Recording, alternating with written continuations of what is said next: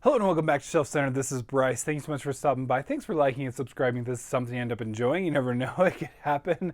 Hey, I'm continuing my efforts to try to focus on different kind of themes on authors and books and whether it's they write fast paced or they're more slow and lyrical and more epic maybe, or the authors that are better with characters. And that's what we're going for today, is my favorite go-to authors if I just want to fall in love with characters, whether they be good or bad, or some gray area in between. And I'm going to jump right into it. Now, this one kind of goes without saying, but she's just one of those that I've fallen so deeply for. That's going to be Robin Hobb. Robin Hobb's Assassin's Apprentice, obviously, her Farseer trilogy. More so even the Live Ship Traders trilogy, which is absolutely my favorite and what makes me come back to Robin Hobb and want to read all 20 something books in the realm of the Elderling series. That's this vast, huge world, broken up mostly into trilogies, but not necessarily. But anyway, these characters stick with you. It's the definition of what I'm talking about today with this video, is these characters. I may have read these quite some time ago, and I still deeply feel, I can just look at this and go, I know Fitz. I know him deeply. I know his dog there, his little doggy there. And I'm drawn right to them. And this is definitely more of, it's a slower pace, and we're getting really deeply into these characters, and you hate the bad guy in this, King Shrewd, and just anyway, there's so many things here that you just deeply feel forever. So absolutely Robin Hobb. Scott Lynch is absolutely got to be on this list. I am deeply, deeply fallen for these characters that are just absolutely amazing. The gentleman bastards themselves, you could say. They are, and which again makes certain events in this just all the more soul crushing when they do happen. There's a reason for that. There's certain events that happen in later books, I'm trying not to spoil things, but that you go, you know what, I can actually explain this by how well characterized they are by Scott Lynch. So because of the fact that he can characterize, he can make these characters so real that I can go, okay, and if I hadn't had that, some of these actions would not have made any sense, and the work was put in to get you just to know these characters, to know them like they are one of your family, that you're part of this crew here, and you just want to be more deeply part of the crew. All right, next we've got Janny Wirtz. Janny Wirtz, I know, is going to end up on a lot of these lists, probably. One of my all-time favorites in epicness, but for characters, they're just Prince Arathon Cephalon, and I'm probably mispronouncing that, but just his characterization is amazing alone. Then there's the Mad Prophet Dakar, who just makes me laugh, but also feel for, but also you feel his passion for things. And Arathon is just such a good character that doesn't even want to see death and destruction in his enemies, let alone in the people that are on his side.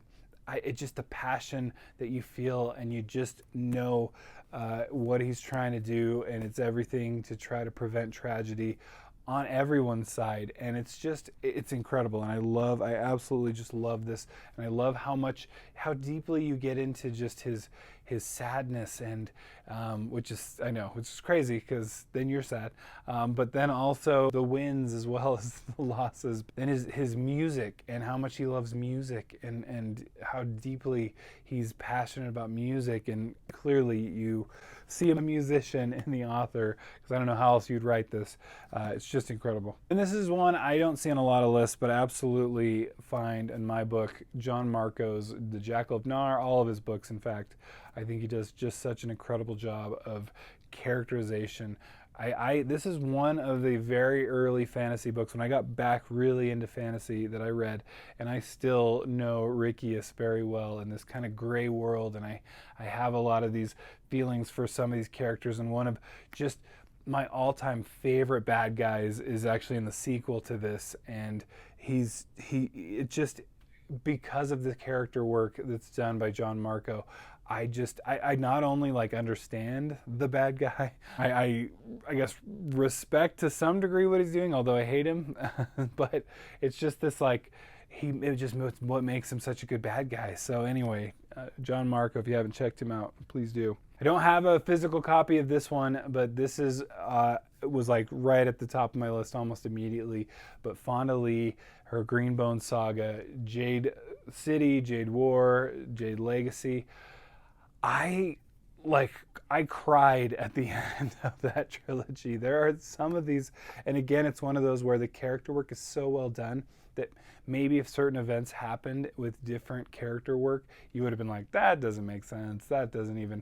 But with this series, I mean, one of the main Hilo, you just understand, and he's a bit of a wild card to say the least, and would definitely cut the brakes. No, he's just incredibly drawn by Fonda Lee, and I cannot express how each of those characters, you're just deep into their lives.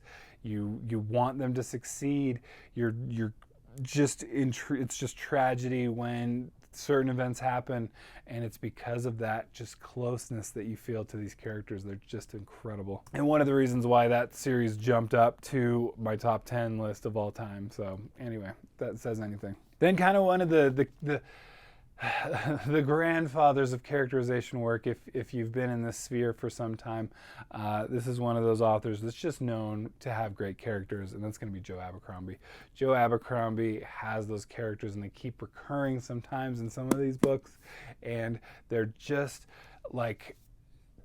so well drawn, and they go through the whole character arc, and you can have so many characters go through these arcs.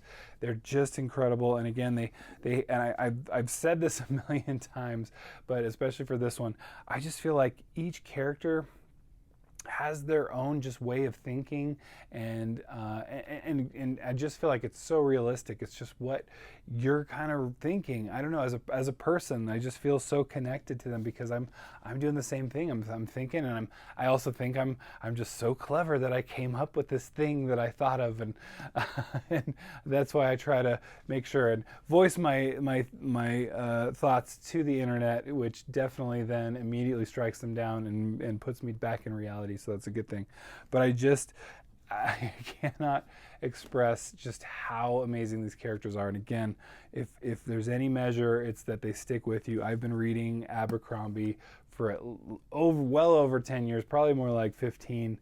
And I absolutely still remember the characters, Logan Ninefingers, I mean, just Jezzel Dan Luther, so many, and maybe that helps because I just read The Age of Madness. Some of these characters will just stick with me forever, and I'll just think back, and that doesn't always happen with a lot of the books that I read. I read so many, not as many as some, but so many, at least for me, that they get hard to remember after a time, and that's why I love Goodreads. I love places where I can list my books, but absolutely cannot recommend Abercrombie enough. That's a character author. So anyway, let me know, who am I missing?